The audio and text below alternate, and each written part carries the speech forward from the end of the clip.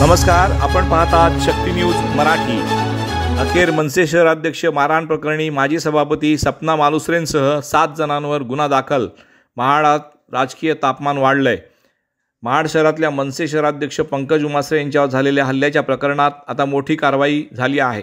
महाड पंचायत समितीच्या माजी सभापती सपना मालुसरेंसह 7 जणांवर गुन्हा दाखल करण्यात आला आहे। शनिवारी दुपारी पंकज फोटो स्टुडिओमध्ये झालेल्या या हल्ल्यानंतर शहरात तणावाचं वातावरण निर्माण झालं होतं।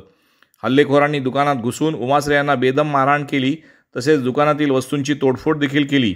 या प्रकरणी सपना मालुसरे, रोहन धेंडवाल, प्रशांत शेलार, धनंजय मालुसरे, सौजन्य कानेकर, भावड्या सागर सुर्वे, नीरज खेडेकर आणि सुनंदा पवार यांच्यावर भारतीय न्याय संहिता 2023 चे कलम 117, 2, 189, 2, 190, 115, 2, 352, 351, 2 आणि 324, 2 अंतर्गत गुन्हा दाखल करण्यात आला आहे।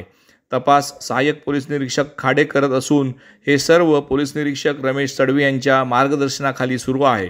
हल्ल्यानंतर पंकज उमासरे यांना महाड ग्रामीण रुग्णालयात दाखल करण्यात आलं होतं, मात्र त्यांच्या डोळ्याला आणि पायाला गंभीर दुखापत झाल्यामुळे आता त्यांना मुंबईत हलविण्याची तयारी सुरू आहे।